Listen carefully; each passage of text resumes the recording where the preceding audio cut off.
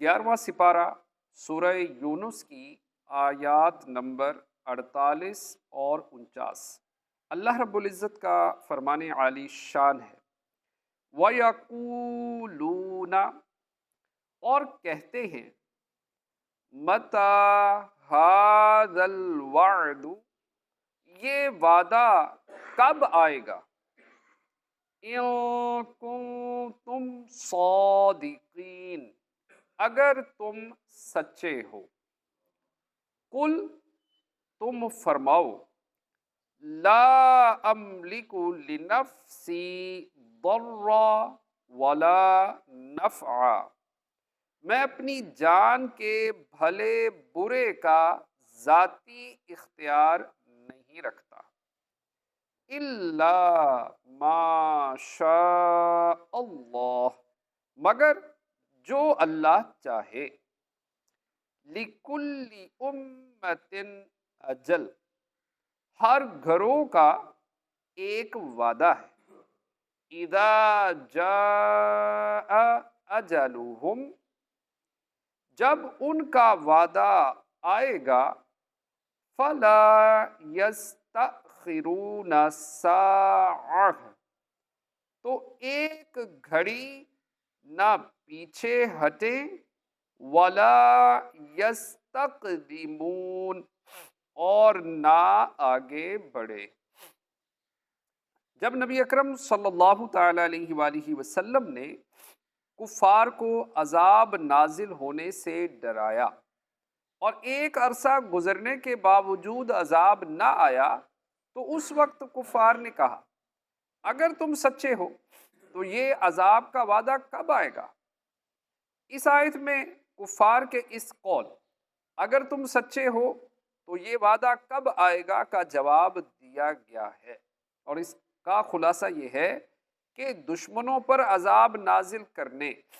اور دوستوں کے لیے مدد ظاہر کرنے کی قدرت اور اختیار صرف اللہ تعالیٰ کو ہے، اور اللہ تعالیٰ نے اس وعدہ اور وعید کو پورا کرنے کا ایک وقت معین کر دیا ہے، اور اس وقت کا تعین اللہ تعالیٰ کی مشیت پر موقوف ہے، اور جب وہ وقت آ جائے گا تو وہ وعدہ بہر صورت پورا ہوگا۔ اس آیت میں جو یہ فرمایا گیا کہ اے حبیب صلی اللہ تعالی علیہ وآلہ وسلم، آپ فرما دیں کہ میں اپنی جان کے لیے نقصان اور نفع کا اتنا ہی مالک ہوں جتنا اللہ چاہے۔ اس سے مراد یہ ہے کہ اللہ تعالیٰ کے قادر کیے بغیر میں اپنی جان پر بھی کسی نفع نقصان کا اختیار نہیں رکھتا، البتہ اللہ تعالیٰ جس چیز کا چاہے مجھے مالک و قادر بنا دیتا ہے۔ بکثرت آیات اور احادیث سے ثابت ہے کہ اللہ تعالیٰ نے نفع نقصان آپ صلی اللہ تعالیٰ علیہ وآلہ وسلم کی قدرت اور اختیار میں دیا ہے، جیسے ایک مقام پر اللہ تعالیٰ ارشاد فرماتا ہے، اور اللہ اور اس کے رسول نے انہیں اپنے فضل سے غنی کر دیا۔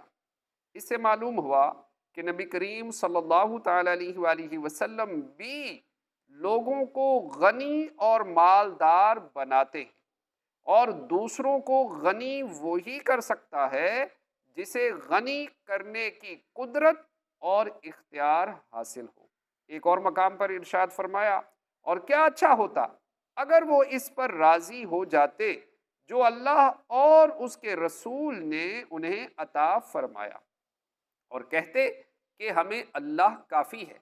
ان قریب اللہ اور اس کا رسول ہمیں اپنے فضل سے اور زیادہ عطا فرمائیں گے، بے شک ہم اللہ ہی کی طرف رغبت رکھنے والے ہیں۔ اس سے معلوم ہوا کہ رسول کریم صلی اللہ تعالی علیہ وآلہ وسلم نے دیا بھی ہے اور دیں گے بھی، اور دیتا وہی ہے جس کے پاس خود ہو۔ صحیح بخاری میں ہے، دو عالم کے مالک و مختار صلی اللہ تعالی علیہ وآلہ وسلم نے ارشاد فرمایا، وَإِنَّمَا أَنَا قَاسِمٌ، بے شک میں تقسیم کرنے والا ہوں، وَاللَّهُ يُعْطِي، جب کہ اللہ تعالیٰ عطا کرتا ہے۔ اس سے معلوم ہوا کہ جو چیز جب بھی جس کو اللہ تعالیٰ دیتا ہے وہ حضور پر نور صلی اللہ تعالیٰ علیہ وآلہ وسلم کی تقسیم سے ہی ملتی ہے۔ اور اس حدیث پاک میں اللہ تعالیٰ کے دینے اور سید المرسلین صلی اللہ تعالیٰ علیہ وآلہ وسلم کے تقسیم فرمانے کو کسی قید کے بغیر بیان فرمایا گیا ہے کہ نہ زمانے کی قید ہے، نہ چیز اور نہ لینے والے کی قید ہے۔ اس سے معلوم ہوا کہ حضور انور صلی اللہ تعالی علیہ وآلہ وسلم کا دینا کسی زمانے، چیز اور لینے والے کے ساتھ خاص نہیں، بلکہ وہ اللہ تعالیٰ کے دیے ہوئے میں سے ہر زمانے میں جو چیز جسے جو چاہے عطا فرماتے ہیں۔ نیز بکثرت احادیث سے ثابت ہے کہ آپ نے دین اسلام کو دل سے ماننے والوں اور اس کی حمایت کرنے والوں کو نفع پہنچایا ہے اور آئندہ بھی پہنچائیں گے۔ حضرت ربیعہ رضی اللہ تعالیٰ عنہ کو جنت فرمانا، حضرت جابر رضی اللہ تعالیٰ عنہ کے گھر تھوڑے سے آٹے اور گوشت میں لعاب دہن ڈال کر سینکڑوں لوگوں کو کھانا کھلا دینا، غزوہ بدر میں حضرت ابو ذر رضی اللہ تعالیٰ عنہ کی آنکھ زخمی ہونے پر اسے صحیح کر دینا، غزوہ احد کے موقع پر حضرت قتادہ رضی اللہ تعالیٰ عنہ کی تیر لگنے سے آنکھ نکل جانے پر ان کی آنکھ درست کر دینا، حضرت علی المرتضی کرم اللہ تعالی وجہہ الکریم کے لیے سورج کو واپس لوٹا کر گئے ہوئے دن کو اثر کر دینا، غزوہ خیبر کے موقع پر آپ کرم اللہ تعالی وجہہ الکریم کو ہونے والی آشوب چشم کی بیماری دور کر دینا۔ ایک غزوے کے موقع پر 1500 صحابہ کرام رضی اللہ تعالی عنہم کو انگلیوں سے پانی کے چشمے جاری کر کے سیراب کر دینا۔ اسی طرح وصال ظاہری کے بعد حضرت بلال بن حارث مزنی رضی اللہ تعالی عنہ کے سرکار دو عالم صلی اللہ تعالی علیہ وآلہ وسلم کے مزار اقدس پر حاضر ہو کر بارش کی دعا کرنے کی عرض پر بارش ہونے کی خوشخبری دینا، مزار اقدس پر حاضر ہو کر مغفرت طلب کرنے والے اعرابی کو مغفرت ہو جانے کی بشارت دینا، قیامت کے انتہائی سخت لمحات میں امتوں کا حساب شروع کروا کر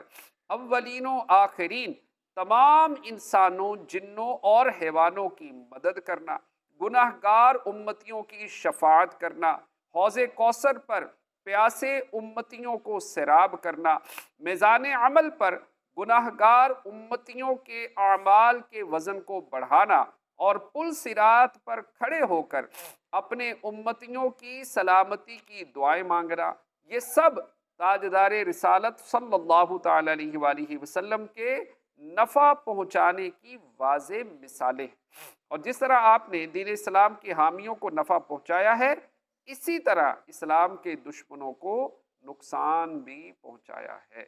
اللہ پاک کی بارگاہ میں دعا ہے کہ جو پڑھا سنا ہمیں عمل کی توفیق عطا فرمائے۔